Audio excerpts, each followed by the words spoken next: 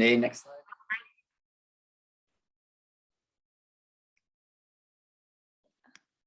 Sorry, Chris, what was that? The next slide, please. Oh, yes, next slide. My next slide. Yes. Okay. Thank you. Participant microphones have been muted at entry, and you'll be able to unmute yourselves during the discussion portion. If you have any questions during the event, please use the chat box. This session is being recorded and will be available on our MHTTC website. If you have any questions after the session, please email newengland@mhttcnetwork.org. Next slide, please. This slide provides an acknowledgement statement for our disclaimers for MHTTC. Next slide, please. The MHTTC network uses affirming, respectful, and recovery-oriented language in all activities.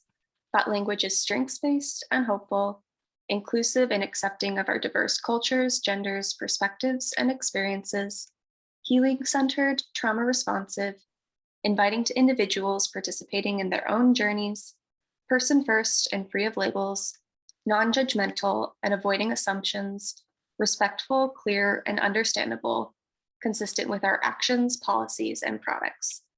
With that, it's my pleasure to hand it over to Kelsey Johnson for introductions.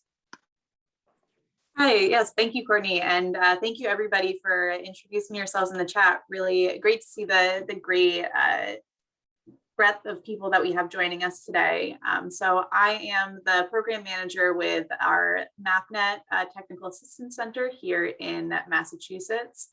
So we have our Massachusetts team here today, and I'm excited to welcome a broader group of people to talk about what I think is really an important and relevant topic for the care that a lot of people are doing. I'm here to introduce Chris, and I'll hand it off to him in a second. But Chris is a PhD candidate in counseling psychology at Boston College. He's also the pre-doctoral intern at NYU School of Medicine and Bellevue Hospital Center. So Chris has completed some training with us here in Boston at the CEDAR program through Harvard Medical School. And now he's working with clients in a first episode program at Bellevue Hospital Center. So I think he brings a lot of great experience from those internships and also the ongoing clinical work that he's doing. Really looking forward to having a discussion around this. So with that, Chris, I'll hand it off to you. All right, thank you for that. And Kelsey, give me a thumbs up. Everyone can hear me, you think, pretty well? Great, okay. I'm working actually in my office at Bellevue Hospital, and the computer microphone is known to sometimes duck out for 20 seconds at a time. So if anybody misses something, just chime in and say, like, we didn't catch the last 5 words you said. Thank you for that introduction, Kelsey. It is still strange to think of myself as anybody worth giving a talk on any topic in the field of psychology, and yet here we are. Whoops. So I kept fiddling with the title of this presentation until the last minute because if anybody on this call knows me, that's the kind of person I am. We'll be talking today about gender minority care within psychosis treatment. And after the colon, I thought it was appropriate to describe this really as a combination of talking about minority stress theory and the role of affirming care in the treatment itself, and also in sometimes conceptualizing some of the psychotic features that we see in our patients. And this is across a wide range of settings. I'll be speaking from my experiences primarily at the CEDAR Clinic, and in the last 12 months that I've been at Bellevue Hospital Center in New York City. Before I get started, I do want to just thank everyone here for joining, MHTTC for inviting me, and a special shout out to everybody on the call today who's affiliated with the CEDAR Clinic, especially Michelle Friedman-Yakubian for really helping me build up this interest over time and really setting me on this path down psychosis research, psychosis treatment. It's really been wonderful. So we'll be doing a few things today on this agenda. We'll be reviewing very briefly some psychosis models, which I'm sure many folks on this call are familiar with, but I do think it helps us orient to some of the other theories and discussions we'll be having that I think are really integral to really good gender expansive care. We'll be talking a lot actually about minority stress theory. I think that's going to be really key in understanding the context of the care we provide and helping us shape the kind of care we want to give in the future and how we might want to modify care that's currently being provided across the United States for psychosis. We'll do a primer on terms related to gender identity, because this is definitely a nascent field in the grand scheme of psychology. And it'll be really important to have a set of terms that we can all understand, clarify things that we don't understand, and make sure that we're open to new language that is kind of constantly evolving around gender here. Gender-expansive patients in psychiatric care, kind of just a brief review, but I don't want to sensationalize disparities necessarily that exist in the United States. And then really this understanding of this intersection of clinical profiles of folks who are gender expansive and are experiencing possible psychotic features or early episodes, first episode psychosis. And we'll really end this talk, and I'd like to really spend the most time of this talk in the conversation around recommendations for gender-affirming treatment, how we reduce stigma in the field, and also we'll end on a case study, or really a case discussion, hopefully, of a patient that I worked with here at Bellevue Hospital on one of our inpatient units, who I think really exemplifies both the developmental experiences associated with developing psychosis, history, things associated with minority stress, and then how we sort of incorporated gender-affirming care to provide the best care possible. Who I am, we already reviewed that. I'm proud to announce I'm going to be a postdoc at the Psychotic Disorders Division next year at Weill Cornell. I was a CEDAR trainee from 2019 to 2021. I've been at Bellevue Hospital since July of 2021 for my internship in clinical psychology. And my primary clinical focus has been mainly around psychosis and suicide risk. We deal with a very acute population here at Bellevue. We're a public hospital. We do not turn away anyone who's seeking care. So this is everybody across the spectrum of socioeconomic status, immigration status, everybody. So we see a lot of the extremes of the world in New York City. I've done rotations here in our CPEP, our Comprehensive Psychiatric Emergency Program, or the Psychiatric Emergency Room, and multiple inpatient units. And broadly, some of my own research interests that I've been developing since I started my PhD in 2016 are those listed there, SGM, or sexual and gender minority youth and young adults, and really focusing on the interplay of our context and health trajectories over time. My dissertation was on families and who exacerbate and mitigate concerns around risk for LGBTQ youth. And also I'm really developing a greater interest in the role of stigma and contextual stressors in the development of psychosis. I think this is important. That's who I am, but I think given the talk and the topic today, there's who I am not. I identify as a cisgender man, which I'll go into those terms a little later on, but that means for the purpose of this talk, I identify with the gender that I was assigned at birth. I am not somebody who identifies as somebody who's gender expansive, okay? I do not speak on behalf of any gender expansive individuals. I don't speak on behalf of a community of gender expansive folks.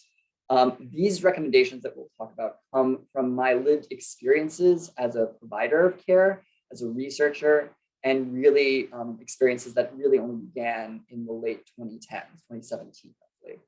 So I really want to make sure that I acknowledge my positionality in speaking at all regarding a group of people that I don't identify as. So let's begin just with a broad view of psychosis from the developmental perspective, right? We know that psychiatric research and care models have really started moving away from categorical approaches to psychosis symptoms, right? I'm sure we're all frustrated when we feel constrained by the DSM-5 being like, well, is it schizophrenia or is it not? And really so much of what we see happens on a spectrum. And we're really moving, hopefully, in the field toward a kind of multi-dimensional range approach to understanding psychosis. Right, at CEDAR, we use something called the SIPS, and I'm sure this is used throughout the United States also, which really looks at the symptoms of psychosis, positive and negative, on a range of scoring things 1 to 6 and deciding, well, it's sort of mild, it's medium, it's high, and realizing also that features of psychosis, whether it be hallucinations, paranoia, delusions, grandiosity, anything, these can also co-occur alongside or even as a feature of other diagnoses, depression, bipolar disorder. We know that it's not just its own categorical diagnosis, but rather it is a part of a broader etiology, a broader context. I have taken this image from CEDAR slides that I had from several years ago, but this is sort of a really helpful way to look at development. And what you can see here is something we're probably familiar with, is that you have sort of healthy and worse signs of functioning And in typical development, we have somebody who might develop psychotic features. Pre-morbid, they're doing all right, they're stable, and then they enter what is retroactively called the prodromal phase, right? What we sometimes call the clinical high-risk phase, where functioning is worsening. They're starting to develop possible symptoms of psychosis, odd thinking, they're suspicious of others, some grandiose thoughts. Maybe they think they hear things, they see things out of the corner of their eye that other people aren't seeing. And then if this isn't addressed and treated right away, these symptoms could exacerbate and we have a first episode break, early psychosis, and functioning really drastically changes and decreases at this point. We've seen this, we know this, and we see often that folks with chronic schizophrenia or psychotic features really can live in this, not optimal state of living and needing a lot of structural supports. And when we think of the factors that contribute to symptoms, these are traditionally, I think, thought of, and they're pretty well established as things that will contribute to psychotic symptoms and features, both positive and negative. I'm not the best at drawing these things using PowerPoint, so I hope you follow what I've put together here. But I think traditionally we ask a lot when we do diagnostic intakes, when we think in teams about genetics for psychosis, family history. Did your parents have these features? Sometimes we talk about trauma. We talk often about medical etiologies, medical conditions that might be causing it, like encephalitis. Also substances. When I was working in our rotation in our CPEP here at Bellevue, and somebody came in with psychotic features, like the first diagnostic clarification was like, did this person have etiology like an organic psychosis, or is this somebody coming off the street and they're using something that has caused them that psychotic features that'll be better served by just putting them in the extended observation unit for a couple of days and then they're going to crash and be fine, right? And this is typically, I think, pretty well established how we understand factors that may contribute to the aforementioned symptoms of psychosis. Even when we think of these psychotic features happening on a range, we still think traditionally of these as contributors. Just to say that, clinical high risk for psychosis supports clinicians, as a label, it supports clinicians to identify possible signs of early psychosis. There's really an increased importance in this setting of nuanced assessment and acknowledging that symptoms do occur on a range, and acknowledging that there's a lot of differentials that we want to consider. Is this psychosis that's part of something else? Is it an OCD flavor? Is there even an autism spectrum flavor to what we're seeing, right? Really getting nuanced assessment of these features. And we know that those who receive clinical high-risk treatment are at lower risk of conversion to a first episode. And that's a wonderful thing. There's a great importance to early intervention in this field. I think it's where the field should be headed so that we can move away not only from a recovery model, but also move toward this early intervention model of care and prevent the onset of worsening symptoms, sort of as we saw in that previous slide of development over time. But I think something that gets often lost in this conversation of this slide is the role of minority stress, okay? This is a theory that's really begun to emerge and really take center stage in conversation around mental health, especially in the past 20 years. The minority stress theory really posits this idea that marginalized social identities are associated more with negative health outcomes. And this can be broken down into a few different factors and stressors.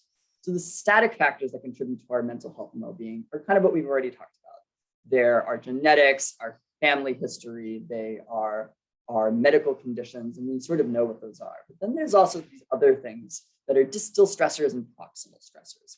If we think of what these might be in terms of our social interactions, a distal stressor is something that is objective or an external force. It is structural sometimes, something like discrimination, somebody having a structural policy that favors one group over another. And then there are the proximal stressors. This is internal, this is subjective. This is how we as individuals react to the policies and social forces around us, right? And I'm not saying we do this with sort of an agency. It's not like I experience something that's oppressive by society and I make a I'm gonna make a positive choice to not be affected by that. We don't always have control over these things, but these are the results of our internal experiences. Really the role of distal stressors becomes mediated by things like social trauma, stigma, discrimination. And there's really a large push now and a lot more evidence that underscores the role of minority stress in psychosis development. And we'll get to that in a minute. But this is just a really helpful way to think of this. You have the distal risk factors. You have discrimination, physical harm, structural policies. The aforementioned static factors, you could consider them here. You might consider them as another column. But then the proximal stressors, what's happening internally? I conceal parts of myself for being who I am. I internalize the messages I'm receiving from these distal risk factors. I start to anticipate when I interact with new people, rejection, that this is not going to go well. This is actually going to be something that is going to go badly for me. People don't like me. I'm suspicious of other people. And already we can start to hear some of those symptoms that we look for in psychosis. I really like this model. I don't know if folks are familiar with Bronfenbrenner, the ecological systems model, but I think minority stress really just maps directly onto Bronfenbrenner.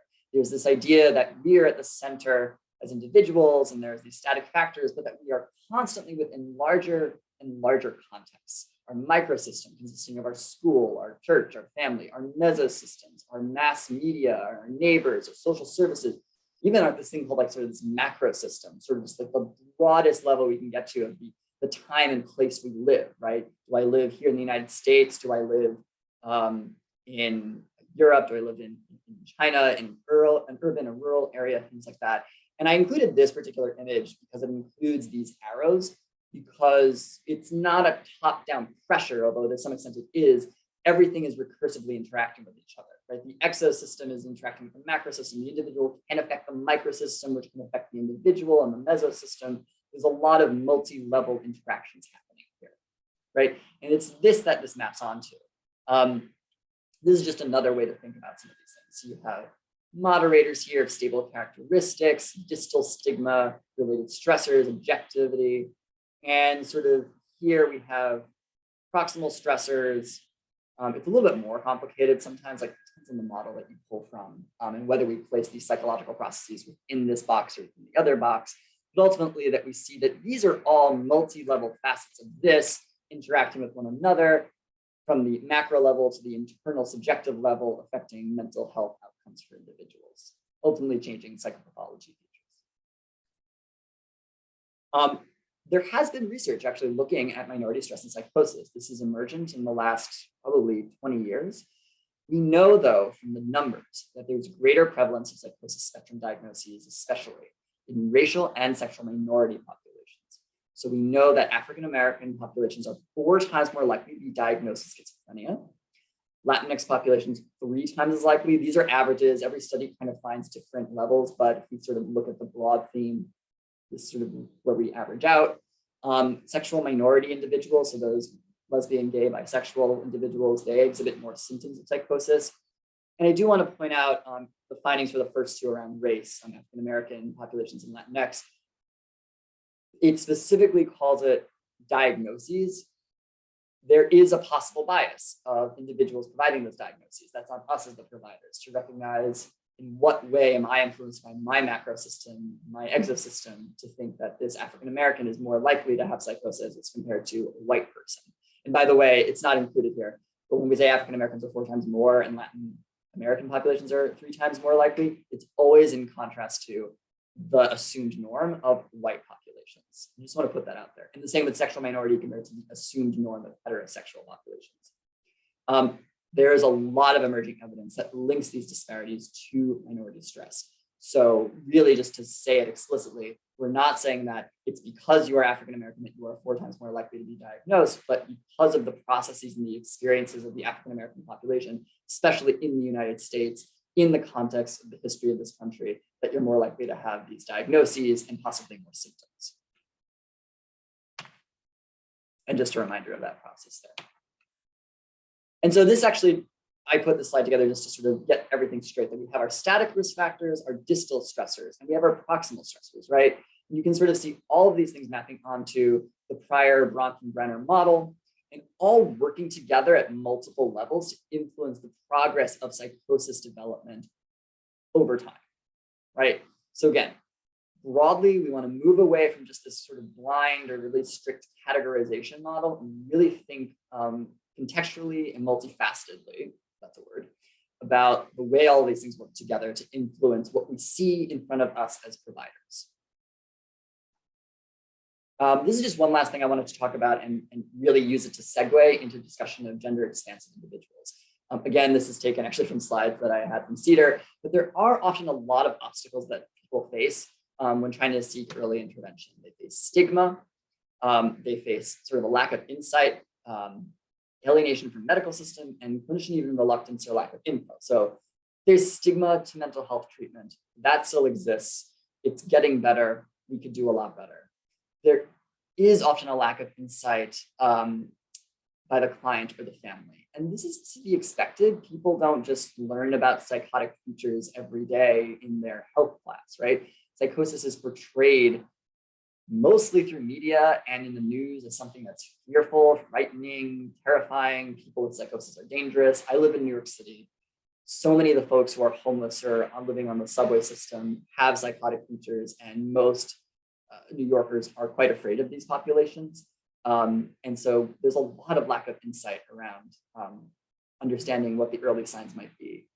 Many people are also alienated from medical systems. Medical care is incredibly difficult to come by in the United States, even with pretty good insurance. So many of the folks at the greatest risk, facing the greatest minority stress, are alienated from medical systems. They only interact when things become really bad. We see this all the time in our emergency room, that somebody comes in with a psychotic break, and upon talking to collateral, the family, well, they were like this for a long time, but we kind of kept it private, and it really wasn't something to be interacted with the medical system. And now symptoms have exacerbated and they're floridly psychotic. And finally, something that I think is important to acknowledge that thankfully we don't have, at least something here, because at Bellevue, psychosis is very much accepted, but there's a lot of clinician reluctance and lack of information. Some of my training experiences here, and I think in other places like at CEDAR, I've been very lucky to work alongside providers who are willing to tackle the questions of psychosis head on. This is not common. I'll never forget my first training site I worked at. They were very proud to say, like, they treat everything. But when I asked about psychosis, they said, well, we don't do that. That has to immediately go to the emergency room, and we should not address those symptoms. That's not for us to discuss. And really, these can be addressed, and clinicians should have better understanding of what to assess for and keep an eye out for, and to not feel like it needs to be assessed elsewhere, right? But there's all these obstacles to early treatment that folks face. Now, why is this the pivot point on purpose? I'm doing this because a lot of these features I'm sorry, also somebody behind me is in the office making noise. A lot of these features that prevent folks from obtaining early intervention for those with psychosis are often very, very similar for those who are gender minority, or you might say gender expansive individuals. Stigma, a lack of insight by the individual, even by those in their proximal circle, family members. Alienation from the medical system. Really, lastly, also clinician reluctance, a lack of understanding of what's going on, and a reluctance to engage with the client in a way that is affirming. And this may not actually be because of malice, right? This isn't like somebody who's like, I don't like this population, I'm not going to treat them. In fact, it might be lack of knowledge, lack of understanding. So let's talk about gender identity. Oh, Chris, sorry. I'm noticing a question in the chat too that is somewhat related to that, but can you speak to the, I guess, tension between, this understanding of minority stress and also potential bias and overdiagnosis on the clinical side? I'm just chiming in the question. So a tension between minority stress and overdiagnosis? Yes. So we have this understanding that people may be more likely to experience these symptoms, but that also clinicians may be biased to interpret something as psychosis in some populations. I see. Yeah, it is a good question, because it sort of brings into conflict, I think, to the point, like, we sort of know the data that exists in the broader world that says, like, you are at greater risk statistically, let's say. But I think there's this aspect of realizing that our willingness to diagnose actually plays a role in that minority stress. This isn't to say that we should not diagnose when clearly the diagnosis is a psychotic illness, schizophrenia, schizoaffective. Rather, we should understand the power that we have in that dynamic. And if we do think that is what's required to say this is what happens, because it could very well be this person meets the criteria for schizophrenia, to not play into the broader social systems that have perpetuated stigma, discrimination that led to this diagnosis and these features in the first place. We'll get to this both in the affirming care, which is for gender identity, but also just broadly. What is the follow-up? How do we provide this information to the individual if this is what they're going through? How do we talk to the family members of this individual to discuss this is what's happening? I've worked with families where they haven't received the most affirming care around minority stress just broadly, setting aside or not talking about gender identity. And the moment the person leaves the hospital, they just never seek follow-up care because they're like, well, that was so horrible and stigmatizing. I just don't want to go back for any interaction with the system. And 2 years later, they're, and I don't like this term, and some providers use it and it's not great. They'll say, oh, well, they're frequent flyers. They come in like every couple of years with a psychotic break and we tell them they need to get help. To what extent are we playing into that system that promoted that negative care in the first place? And that's actually another theme just to think about is like, what is our positionality as providers, right? We're not static. We are not outside of these systems. We can make active choices in providing the care that we do to continue that minority stress or to buffer against it and even promote resilience. Let's talk about gender identity, and we'll have a language primer. So foremost, there's sex versus gender identity. Sex is a biological concept. It's penises and vaginas, to be blunt. But gender identity is a social construct. It's how I personally identify with my sex assigned at birth or not with my sex assigned at birth. And there's also this concept of gender expression, how the way in which we dress ourselves, put makeup on ourselves, interact with others is often put into binaries. And the idea that like that person acted more like a woman versus acted more like a man, right? A dress is considered feminine, a suit is considered masculine. And there's actually like a lot of ways we can play with the intersection of those binaries. In fact, it's not an either or dichotomy. It's a blending, right? I can wear, I don't know, a suit top with a dress, and it's a mixing of feminine and masculine identities and realizing that there's a whole spectrum of ways in which we can look at this binary, right? It's not this or that. It's sort of like these things are here, and there's a lot of space in between. You may have heard me say the word cisgender earlier today. That means when one's gender aligns with the sex assigned at birth. So I was determined when I was born that this is a boy. I still identify as a man. I'm cisgender. Transgender and non-binary individuals would not consider themselves cis. And you'll notice that I have this idea of transgender versus non-binary. And you're like, well, what does that mean? Well, it's acknowledging that there's sort of this broad spectrum of words under transgender. We have the binary on the one hand, which basically means I was trans man or I'm trans woman, and then non-binary of just all these different categories that exist. So, email is going off. Somebody on the left side saying they're trans man. Maybe they were born and the sex identified birth was female, and they say, no, I identify as a man. Same but swap for trans woman. But then there are others who say like, well, I'm kind of in between. I'm gender fluid. I'm gender queer. I'm agender, meaning like I don't identify with either gender or really any gender. And especially in younger generations, the proliferation of these terms is really active. And it can feel often to clinicians like they're like trying to like catch up with a speeding train. And I think recognizing the sort of like broader sociocultural context of these terms is really helpful for meeting clients where they're at and really centering how they identify in this broader sort of system. I don't want to sensationalize, but it is important to recognize that transgender populations, gender expansive populations are at heightened risk for physical harm and direct discrimination compared to cis populations, right? So we have those distal factors.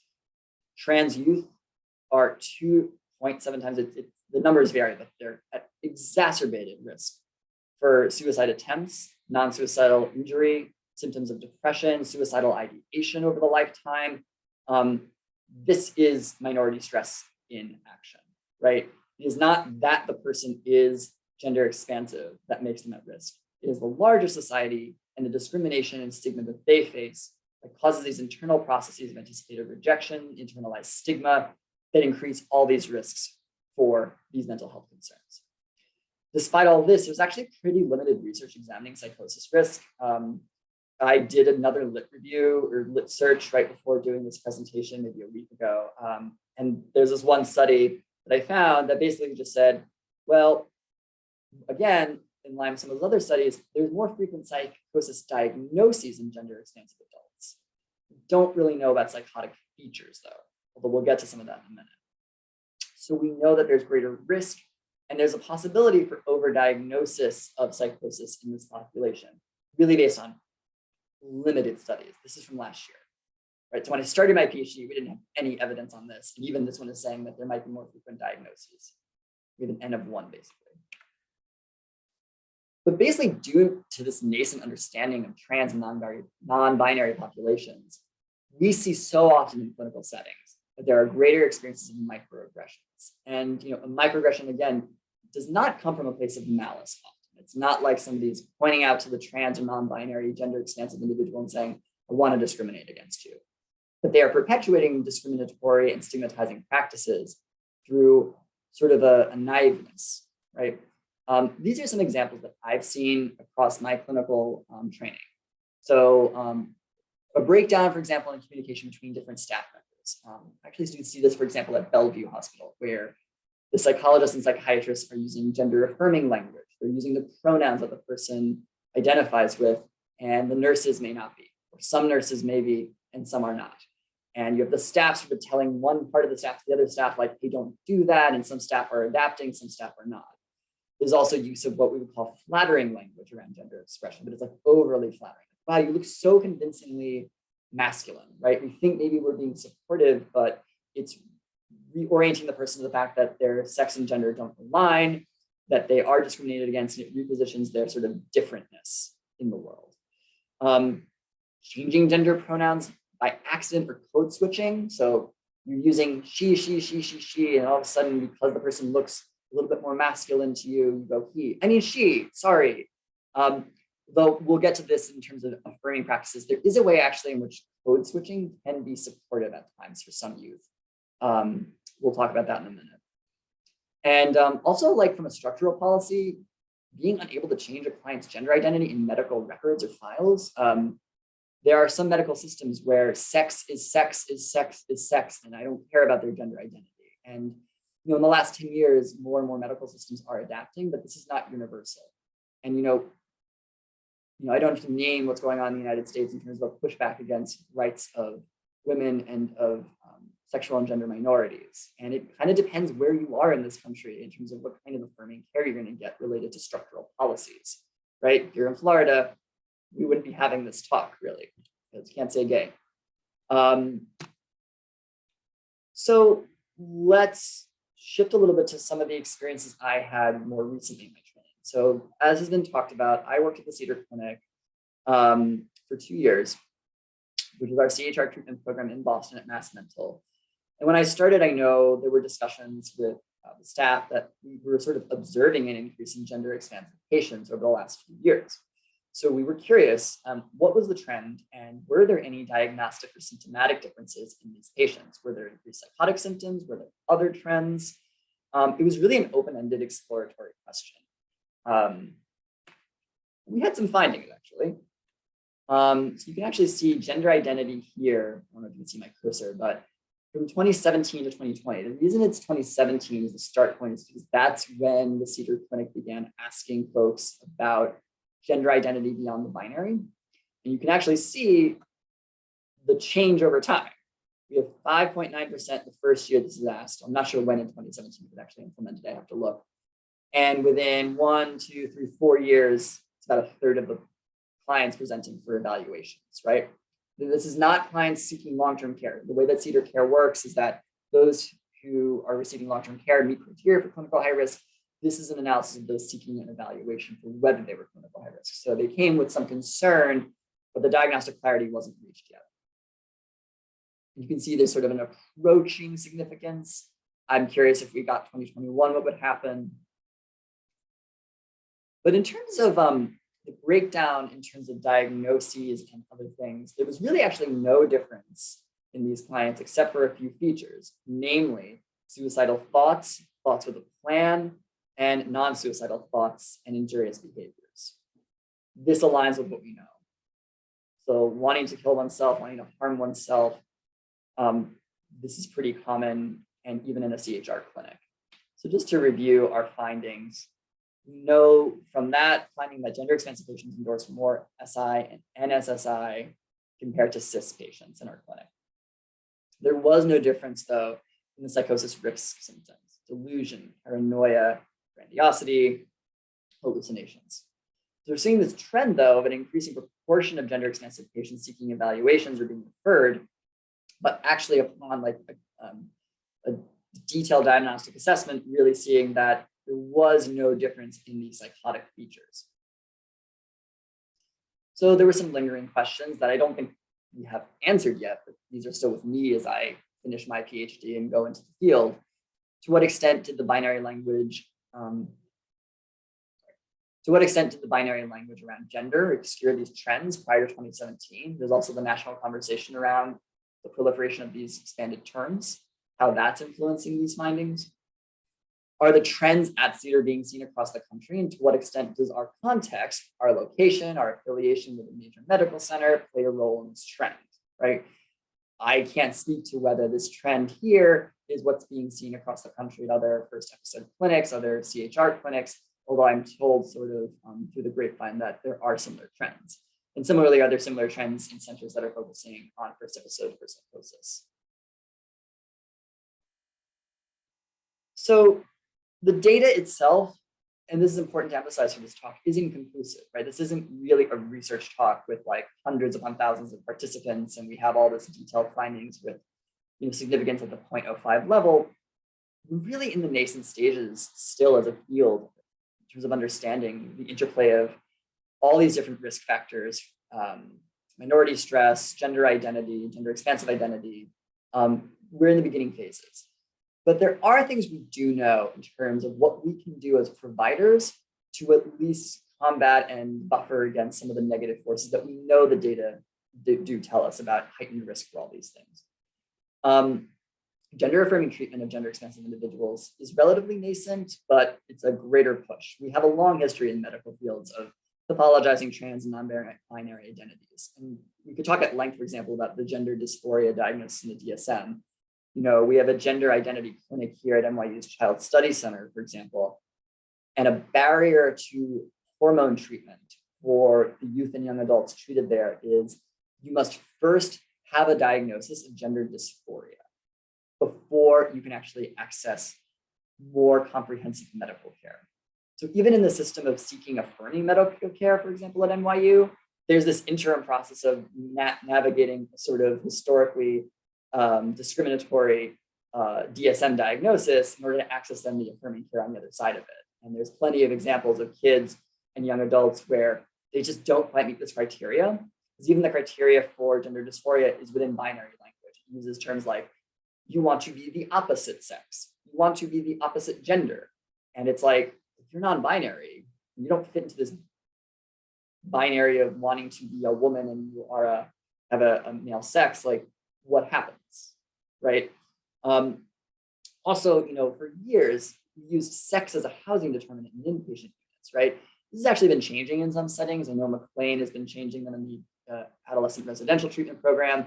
At Bellevue, our adolescent units are also changing this policy around housing and gender identity.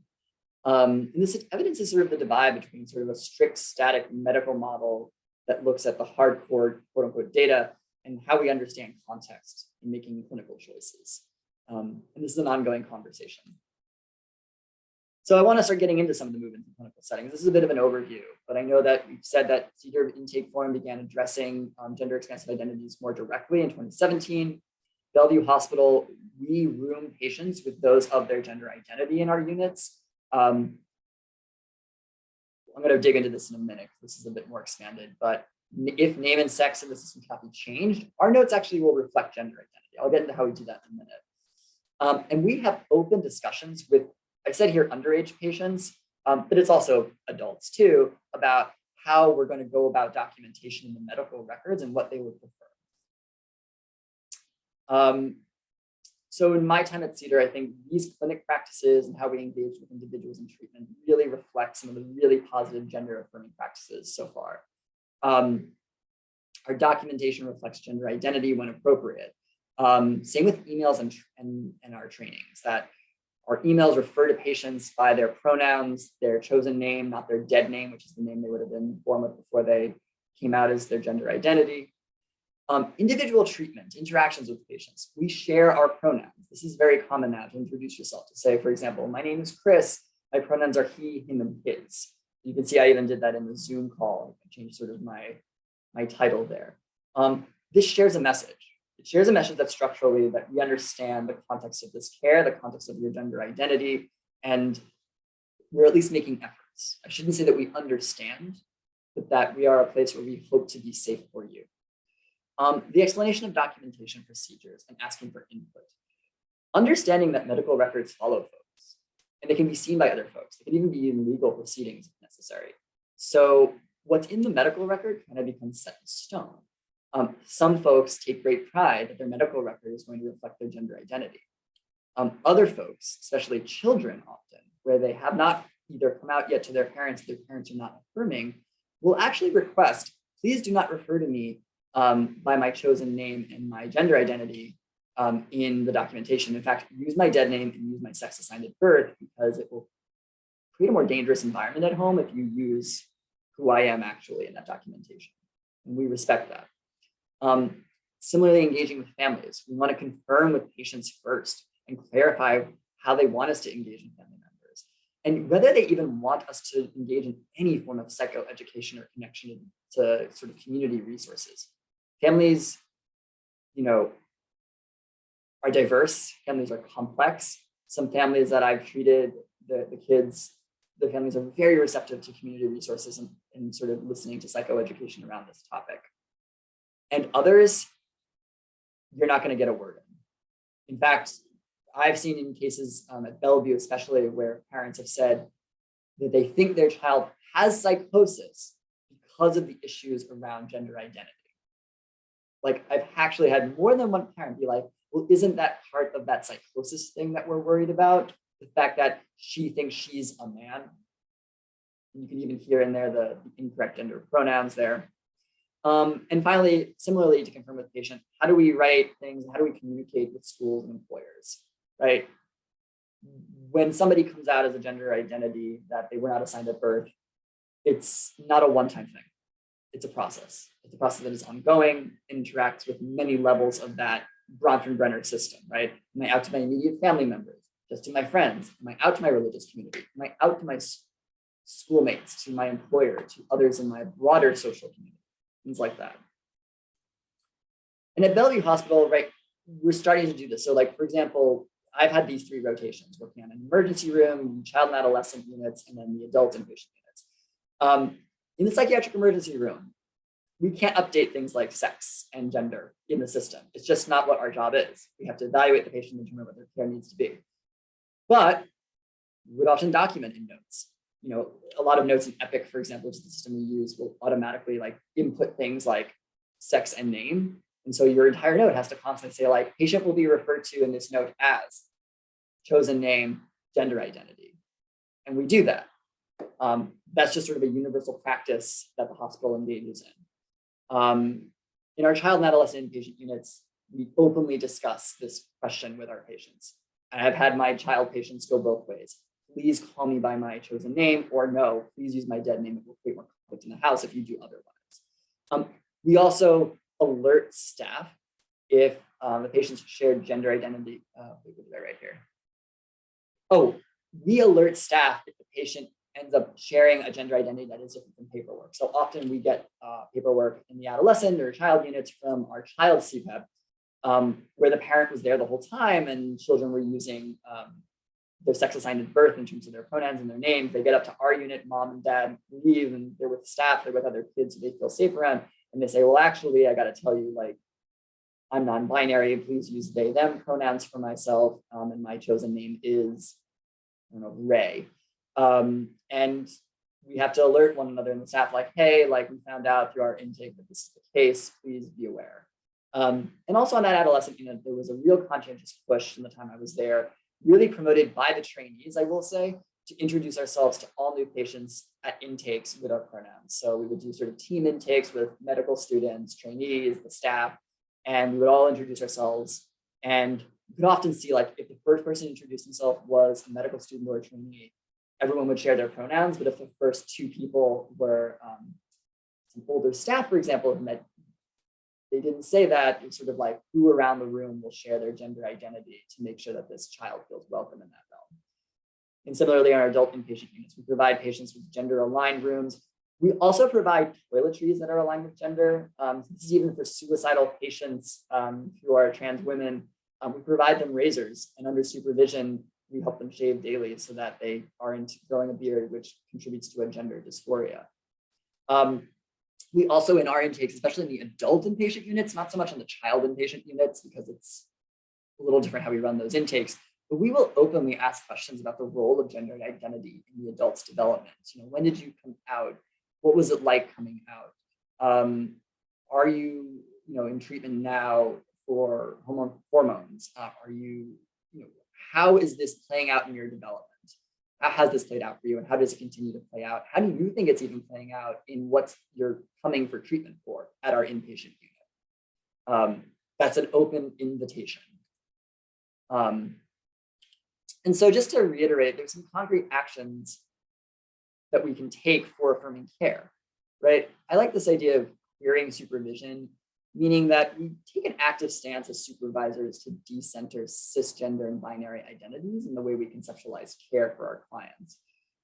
Because it's what's typical and it's status quo, but it's not normal. And we've reviewed some of these other structural forces and recognizing our role in them, that we have a role in report writing, our clinical notes, how we communicate with other families, family members and providers, explicit affirmation of the client's gender identity, encouraging listening, and really, acknowledging the limits of our own expertise and really inviting the patient to really talk to us and tell us how this has played out for them. I think that really gets to that last point on this slide about inquiring, this is a part of who you are. How do you think that's played out? Right? And not me as the provider going back to my office and conceptualizing in my office, oh, this is how it's all playing out, and having no queries for the patient about how they understand their own experience. I've been saying a lot, and I recognize the timing is now 40 minutes in. I'd like to take a pause, and I'd like to invite questions. Kelsey, you've probably been monitoring the chat, and if I can pause before this case study, for which I'd like to have it be a discussion about any questions that folks may have. Sure. So we've gotten a couple in the chat just recently. The first one from Jessica asking how to notify staff about a patient's gender identity in an efficient way, saying that it's sometimes so hard to get an entire team on the same page about that. Yeah, I mean, this is not perfect. We struggled with this even at where I was. The way I saw it work most efficiently, this is sort of, usually these announcements would come out at morning rounds and team meetings. So in any inpatient unit, you have your morning rounds, you go through the entire list of all the patients there. The way we would do it was we would always have the head of nursing be there. It would be a representative from each field at least, if not all the folks there. So somebody from nursing, social work, psychiatry, psychology, trying to think of any other team members. And we basically say this child tells us that their gender identity is that they are non-binary. They use they, them pronouns. Their name should be this. Please communicate that now to all the nursing staff, social work staff, psychology staff, people staff. It is a bit top down, but I do think that working at a hospital system, you have to inherently accept that it's going to be a top down process. So actually using that efficiency to efficiently get the message out is what I've seen work the best. It's harder when you sort of try to tell one person and then they try to share it with another person, and then an email blast goes out to random people and it just kind of gets lost in translation. So for us, what was really helpful on the adolescent unit, especially where this was so centered, was having a time and a place daily where these announcements could be made that could get disseminated to the staff as quickly as possible. That was sort of my experience, yeah. Great, thank you. And I noticed Maggie had put in a description of a system that they had used. Maggie, are you on and can describe that a little bit more? Yeah, I'd appreciate it myself. Yeah, hi, I'm here.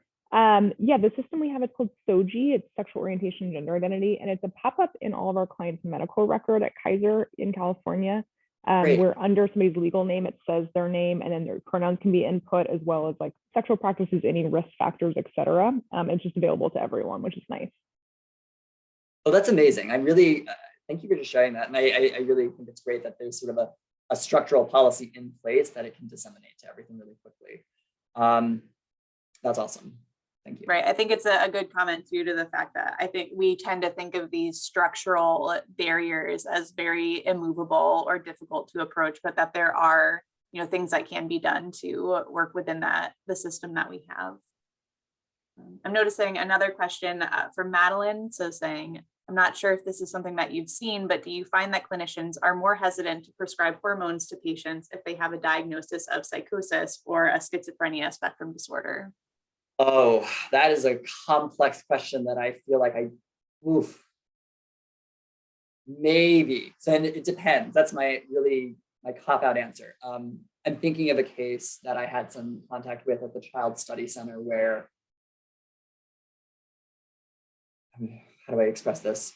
The long and short of it is that the child came to the Child Study Center for concerns that were more typical, like depression, low mood, came out as non-binary, and in the course of treatment with their provider, received that diagnosis that was necessary of gender dysphoria in order to begin hormone treatment, and then started developing like delusional thoughts, or like possibly like became more CHR flavor in terms of their beliefs around various things. Like, this wasn't exactly my case, but I remember they had an odd delusional sort of belief system, which was like, the staff started questioning, like, is this their religion? Is it over-identification with this ideology? And because of this, should we pause on everything? So really in that case, they had started treatment. And then because of the question of psychosis, this question of pausing has come into the conversation because, and even the language around this is kind of stigmatizing, well, things are worse. And I'm like, things are worse. So like, can they not be a non-binary person with psychotic features, right? Would we withhold other medical treatment for somebody with psychotic features because of that? Like, and it's an ongoing question, right? Like, they're not even psychotic about the nature of their gender identity. That's not the issue at stake. So, the staff is actively arguing, like, is it ethical for a child to continue this treatment if there are psychotic features that impede sort of their judgment and it's not related to gender identity? This is ongoing, like, and we don't know. It's unanswered at this point. Absolutely. No, I think that's a great point to highlight, is that these two things can coexist: a piece of someone's identity and also the experiences that they go through separate from that. I guess my question to follow up from that is, how would you advocate for a person in that situation? Or are there things that you could share with the team to work around that hesitancy?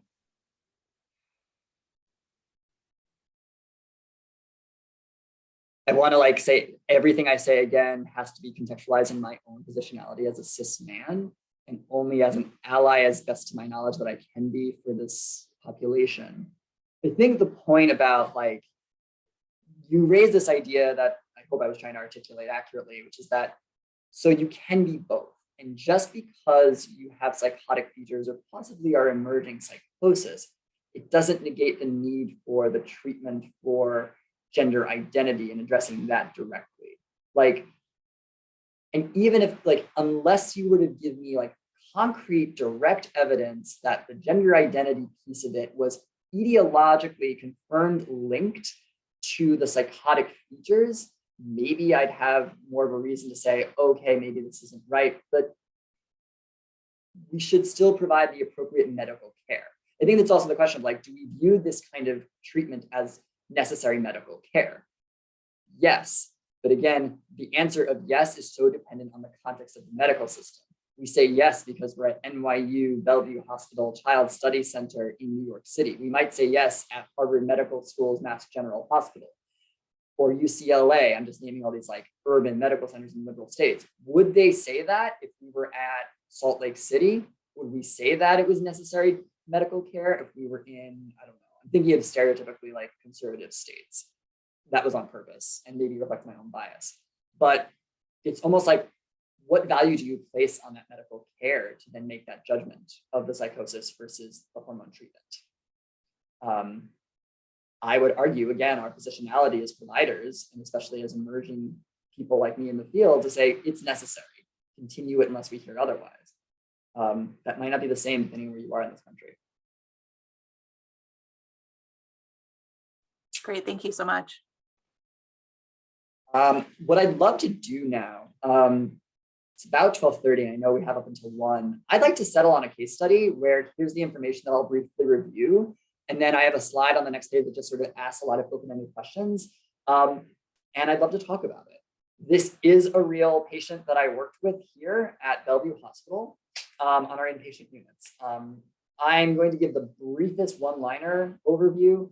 So when I get to the next page, or I can pause on this page and like maybe open the floor to just some more contextual questions about this patient, and then we can go to the questions for the diagnostic considerations. But I think this is a really, really great example of what I've seen in practice at Bellevue and even at CEDAR. This client actually reminds me a lot of a client I worked with when I was at CEDAR in so many ways. But I've seen so much more frequently than I ever thought I would when I came to this hospital in New York City. I'm just calling this patient A. A is a 30-year-old white trans woman, domiciled in state-supported housing, long history of physical trauma and sexual trauma, actually. History of actual incarceration, several state hospitalizations, multiple partial hospitalizations at a hospital for queer adults, and was brought in by EMS after an attempted suicide in a public setting here in New York City. Actually, the point about state-supported housing, this patient was actually from another state. They had come to New York from another state. So there's all this collateral work with another state system that no one on the staff is familiar with. But just a bit of background about this patient had a long history of multiple suicide attempts, chronic high suicidal ideation.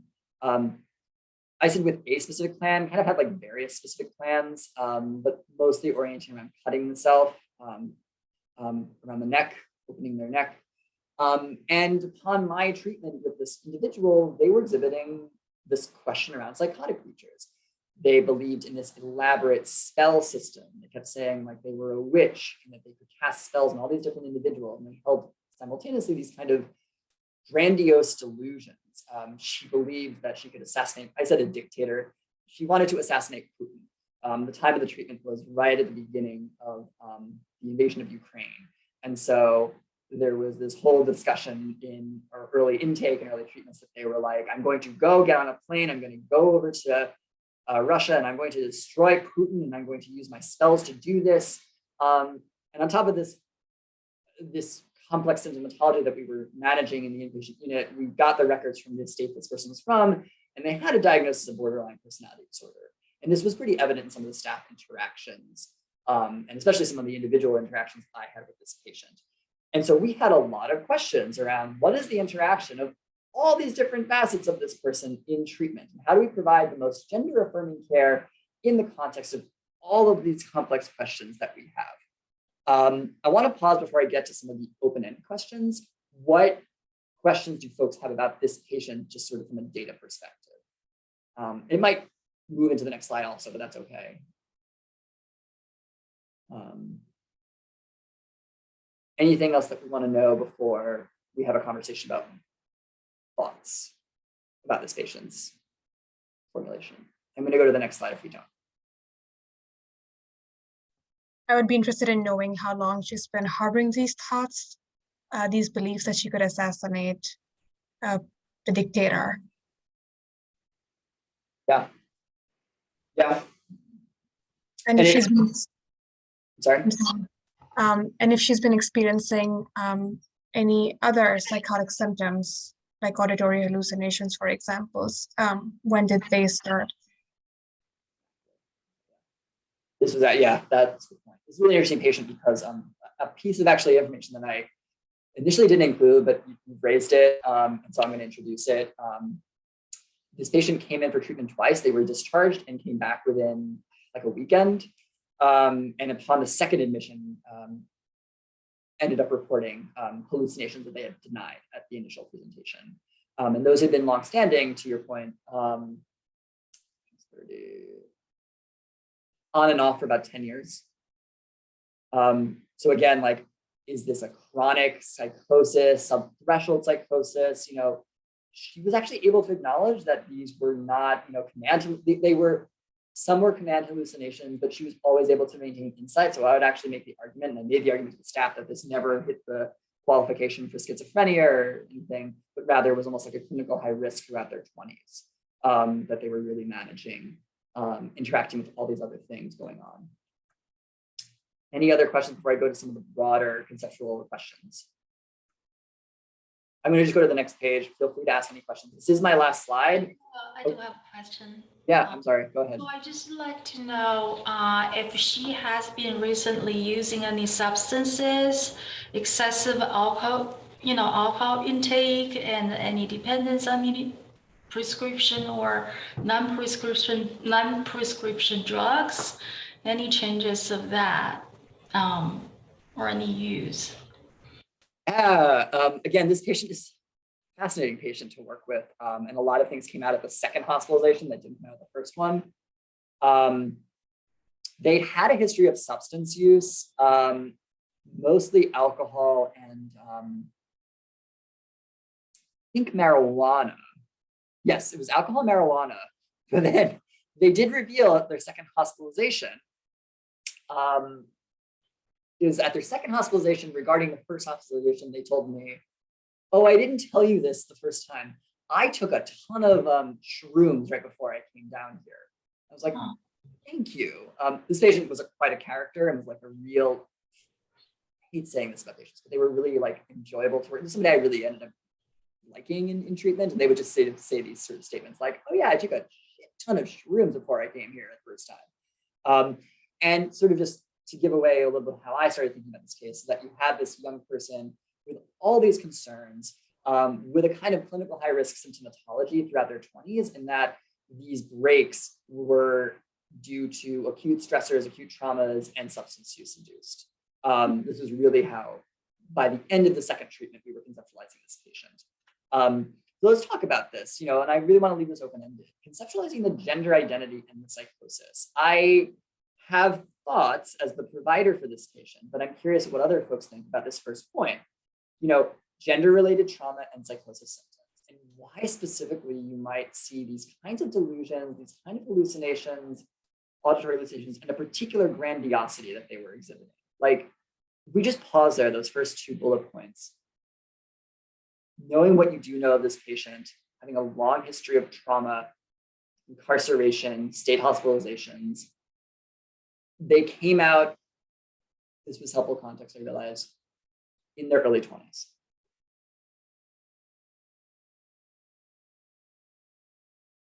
Any thoughts?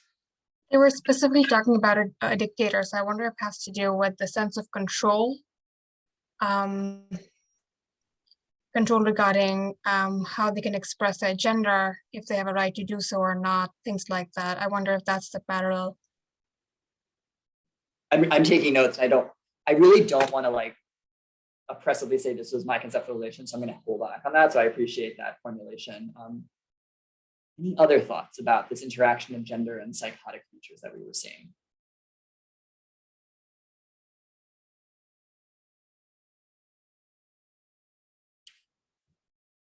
You can go full CBT, DBT, psychodynamic, psychoanalytic, object relations, open to all.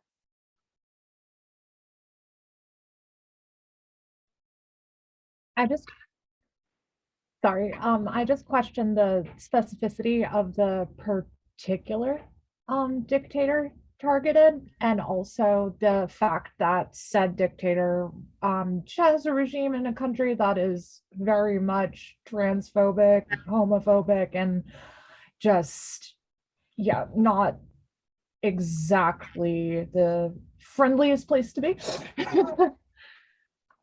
So I'm wondering how much that has a role in what's going on for her.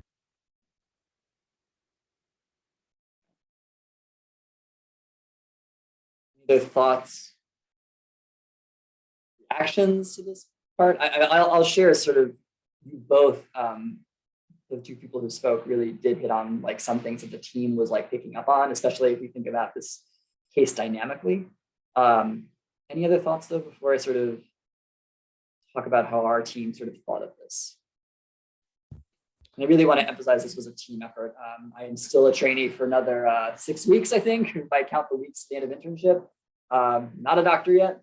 So this was definitely something that we collectively thought about. So this point, the second person who spoke, I'm sorry, I can't see names.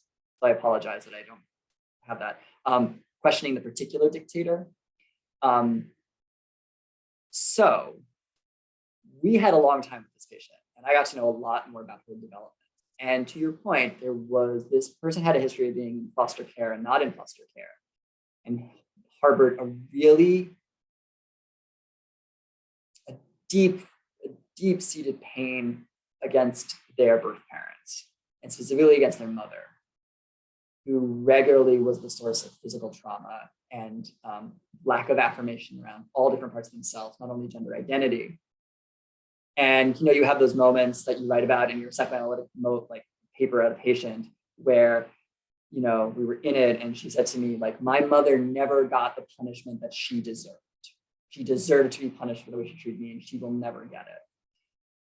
And I think to the earlier point made about like exerting control, like these delusions and these sort of grandiose delusions around what can be done really extended not just to this particular moment we were seeing this patient.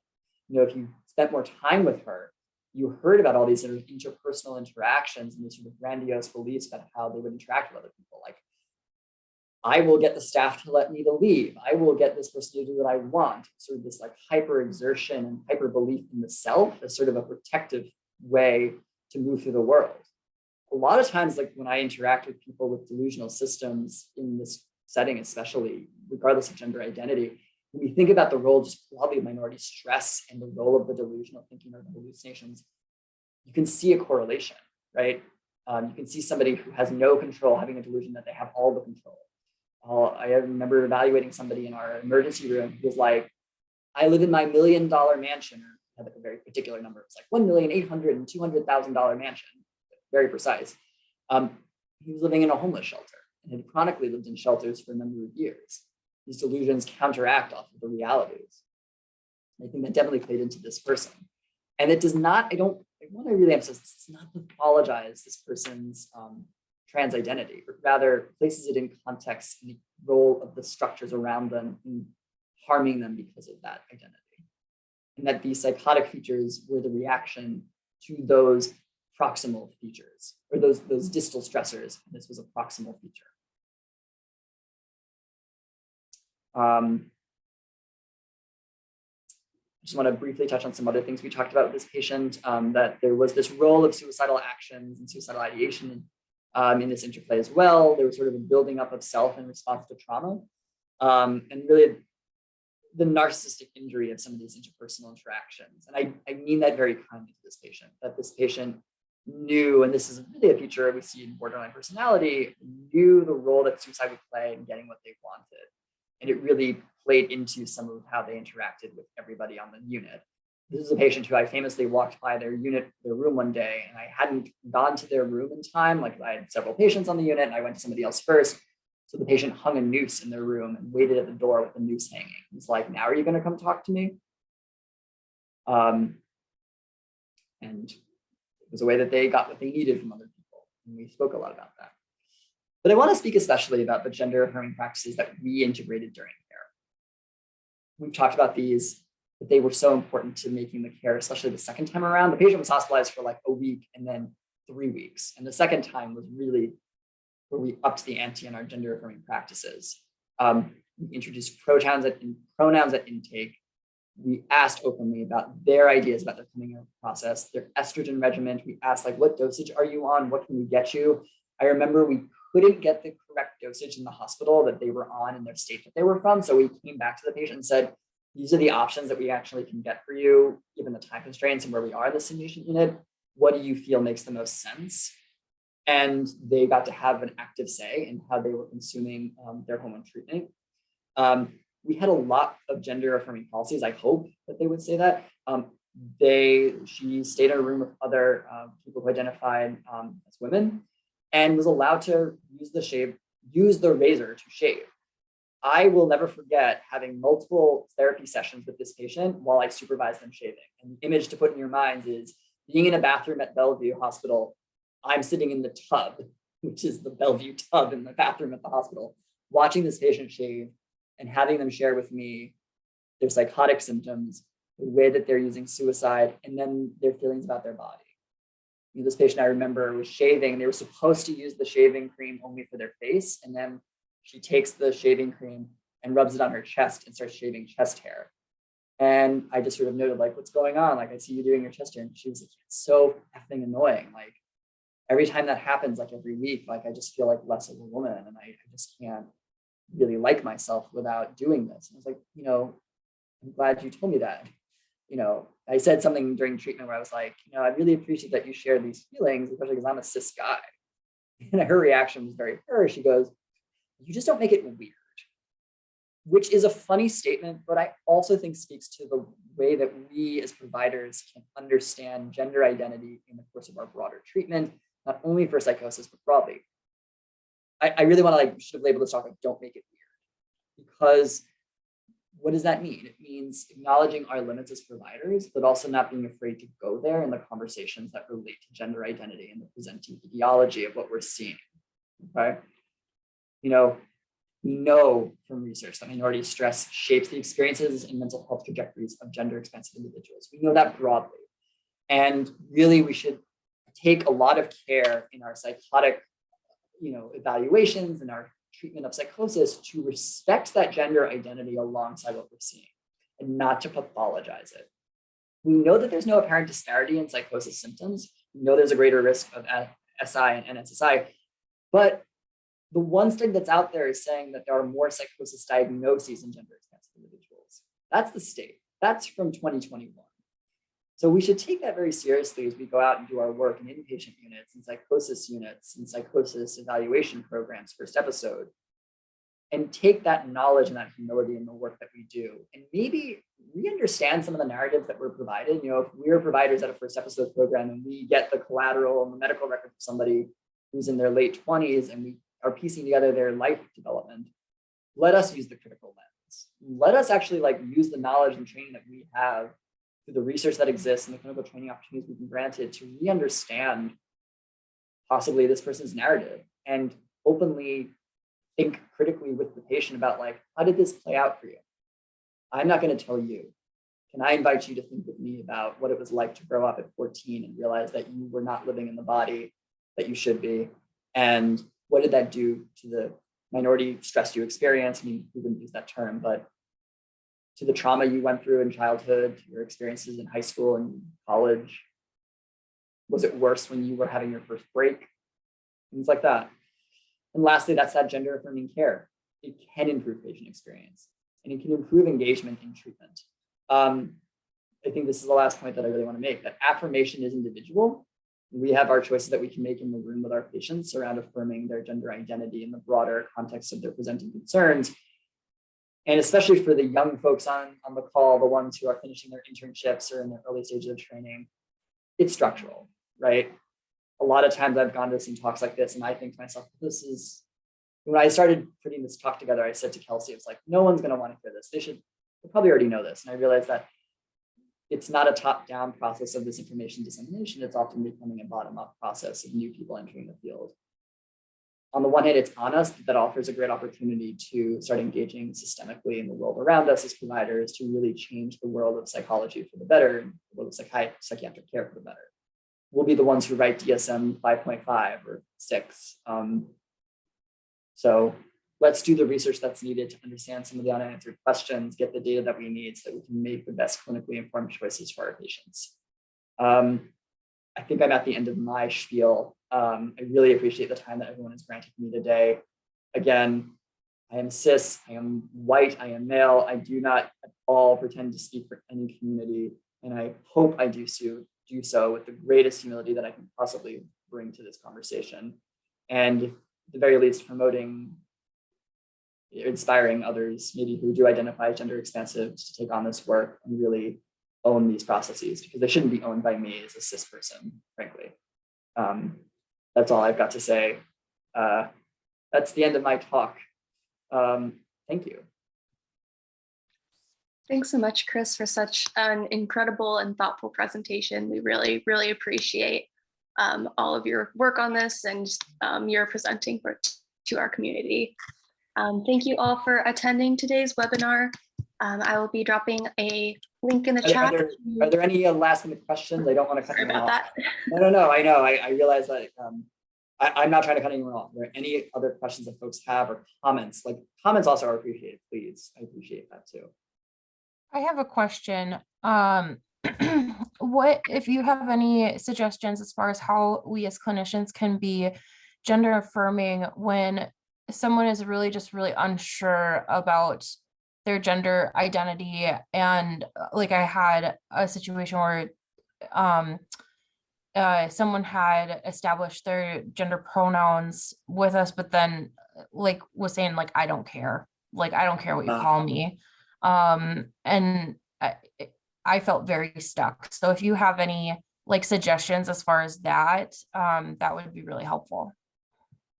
Again, it only comes from experience, so far that my limited medical trajectory in the past 6 years. What I would say to that is where I've seen that more has been with adolescents. And when I think back to any adolescent development, you are shifting, like, and to take that I don't know quite seriously. Because I hear the pressure in that question of they say I don't know, so the pressure then puts onto me as the clinician to know.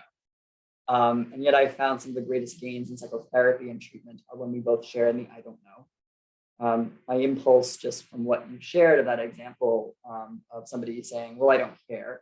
My immediate question sometimes when I follow up is like, sometimes they'll say like, do you really not care? Especially if they're coming from parents who aren't telling them what they need.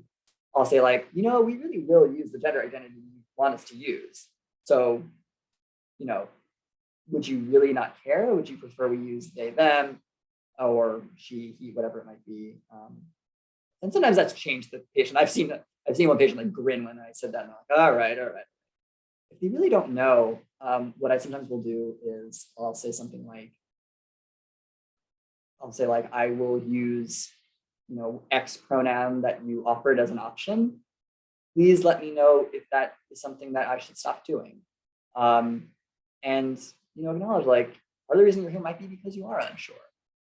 Maybe you're sure and you don't want to say it, or maybe you truly are unsure. And that's okay. We're here to sort of be there on that journey with you. I think sitting in the unknown, especially for the adolescent patients I've treated, and not trying to box them, whether that be for gender or other things, has been the most promotive of any affirming treatment, especially gender affirming for those patients. Did that sort of answer the question or sort of the point there? Yeah, I think that's pretty helpful. It is something that I think I landed on. It just it didn't feel quite right to be like, well, how about this? How about I do this and you tell me? And so that is what I landed on. It's reassuring to get that opinion from someone else as is trying to like kind of navigate these new experiences as a clinician. So, and I think there's also just there's like the way in which we say, well, this is what I'll do. Because I could totally communicate that to a child or a teenager by giving up, like, fine, I'll just use this, whatever. That's so dismissive. Right. There can be an intentionality to that conversation of like, we're both feeling a little stuck here. You know what? How about this? I will use they, them, and you always have the right to say, actually, no. I'll even check in with them, like, inpatient units, you stay for 2 weeks, let's say. I met with a patient every day. I'd always see them like after morning rounds, and they might say after the third meeting, a lot of times it's because they were talking to other queer patients on the unit, and they'd say, actually use she. Like, okay. And there's no pushback from me. And we used sort of the method we had to communicate that to staff and try to do what was appropriate by that patient. Thank you. I had a question too. You talked about the DSM diagnosis of gender dysphoria being an unhelpful prerequisite to acquisition of hormones. So I wanted to understand, what the implications could be for this. As providers, we're sometimes asked to write letters for hormone therapy referrals. And so were you talking about just the wording of gender dysphoria that I agree it would be so much more helpful for that to change? Or do you think this prerequisite shouldn't exist and there should be something else helping us clinicians decide whether or not we should be writing this letter for someone who's asking for hormones? What's your sense of the gatekeeping here? Where I really feel like I'm speaking on behalf of a community, because I don't think that necessarily I should be the one to define that gatekeeping as the cis man, especially. I can only speak from observation of the clinical work that I've done. And the best thing I'm going to say and I'm being very cautious here. What you said, what stuck out to me from what you said was this idea of gatekeeping, because what I've noticed, at least at the NYU Child Study Center, is that it really is the gate to go through. Like if you think about like progression of treatment, you know, that is a very, it's like, what is that analogy, like a camel's eye through the needle or something. Like it's like this thing that every patient needing this treatment must go through. And it is rooted inherently in a binary. And so I think it can be a possible route for people to access the medical care that they need. But I wonder, and this isn't really for me to state, it might be, you know, future trans non-binary clinicians to help us and to shape the world of like what makes the most sense, right? Because we as cis people shouldn't be telling trans people, this is how you should be seeking your medical care. And ultimately, like I know at the Child Study Center, there are no trans non-binary folks working there. You know, it's, I think 100%, it's like, it's just not, it's 100% cis. And so all I can say with knowledge is that it probably is not the way that we should be doing this. There should be an alternative. And I feel bad for putting that onus on a minority population or a population that's been marginalized to tell and educate us, the cis population, what to do.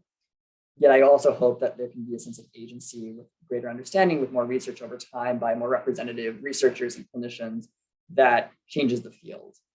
My guess is that it's going to be more than just this one single diagnosis that opens up the care that one needs. What that actually looks like in practice is, I do not think, appropriate for me to say given my positionality, if that makes sense. I saw there was. Thank you for that. I'm just reading a chat question here.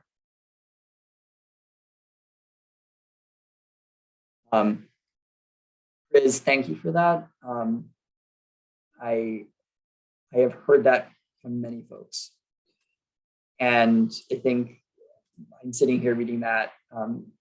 I hope it's okay if I read this, Chris, just because I don't know if this comes across in the recording, or if you want to read this, that, okay.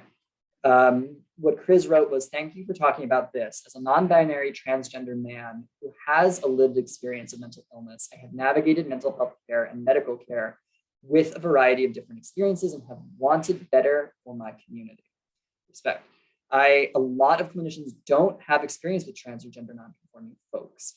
Trans people can be terrified of receiving mental health care because of the misconception that trans people are inherently mentally ill simply for being trans. Thank you for letting me read that out loud. I can't say that better. I think we as the cis population need to do a lot better and opening the floor for those who are living these experiences rather than to define their experiences or box them into things that they are not. Psychosis, borderline personality disorders, suicidal ideation. Well, some of these things are actions and some of these are diagnostic criteria. So let's be careful because a suicidal action is a suicidal action. But to recognize ultimately that when we think of the mechanisms of these processes, that they are rooted in our society's failures to support those who are on the most fringe or like the most marginalized. It is that minority stress process that causes the internal self to change and to develop these problems. It is not an inherent thing, right? We never want to go back to those disparities and say, oh, it's because you're Black, it's because you're trans that you are at greater risk. Yeah, I feel like I went off the rails there at the very end. I apologize, but any other thoughts? You know, I will say that like something I'm hoping to do in my future research, and I've said this to my new boss, is I'd like to do a relational study of psychosis development, where we actually look at experiences of discrimination based on various individual identifiers, you know, transphobia, homophobia, racial discrimination, gender discrimination, and seeing did those correlate with significant progression of psychosis. So really looking much more intentionally at relational mechanisms of harm rather than just endlessly relying on these sort of categorical binaries of like, you're Black, you're this, and like always comparing to white people who are cis hetero. Like I identify as gay and I'm really sick of seeing like, well, compared to hetero people, you're at this greater risk for suicide. Like, thank you, that's not my fault. It's kind of theirs.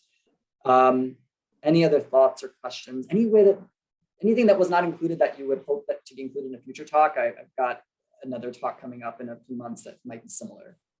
I realize we're in the last. Yeah, I was wondering, just if there's oftentimes spirituality is dismissed as part of the pathology of being ill. Is there ever a time that you encourage someone or support them with leveraging their spirituality to be self-affirming, gender-wise or identity-wise? Can I ask a clarifying question? Because I heard what you said and I took it simultaneously two ways about religion or spirituality. Do you mean it's negatively viewed because it's part of the delusional system, or that it's unaffirming of the gender identity? I feel like it's negatively viewed because of the system, but I also wondered if it could be affirming to their general identity as well as their gender identity, just as a way that she can leverage, and, you know, build up her identity rather than be dismissed because of her spirituality. I think to some extent, the patient that you're referring to, the patient that was the clinical case, to so much of an extent, that was the role. I mean, like, I remember one session, she said to me, like, I was really pissed at this person, but I did a Wiccan like spell over them and they stopped being a pain in my ass. The patient was a real pisser in so many ways. I could be totally dismissive of their agency and be like, oh, they're delusional. They think they threw a love spell. And I always say to people, like, remember that the biggest religions in the world believe in people dying and being resurrected and all that stuff. So let's all take a big humility step here. But think about what that's saying. It's an assertion of agency over an uncontrollable system. I'm going to, like, you know, I'm going to do this action that will help me gain control. We could pathologize that. We could say it's psychotic. We could say it's OCD, right? Oh, you can't touch the board 500 times and that stops your pain, right? We see that all the time with somebody with OCD symptoms. I think the question I always come to, this is a bit reductive, but I think given the time we have, it's all I can say. My parents often ask, like, oh, like, what mental illnesses does somebody have? And I always say something as a joke, which is like, oh, mom and dad, everybody's mentally ill. But the question is not whether they are mentally ill, it's whether that's getting in the way of them living their life. And I think, you know, are your religious beliefs leading you to be hospitalized at Bellevue after making suicide attempts on the street? Or is your religious belief leading you to complete college and go on to be a veterinary tech, which is this person's goal? Looking at the data, the context, and seeing, does the context tell us that this is working for this person or not? And again, doing so with humility and recognizing that their needs and their truth may not be what I would want for myself. Thank you. I think we're at the end of our time. So I know I cut you off, Courtney, but I really appreciate the questions that we received. Thank you so much, everybody, for the questions that you've asked. It's really helped me always think critically. And I have another meeting at 1. So Courtney, should you wrap it up? Yes, thanks so much again, Chris. That was such a wonderful presentation and such wonderful questions afterwards. So I'm glad we got to hear those. You'll be receiving, thanks everyone for attending. You'll be receiving an evaluation survey after the meeting. Please fill it out. And thanks again so much, everyone. Have a great rest of your day. Thank you. Thank you, everyone.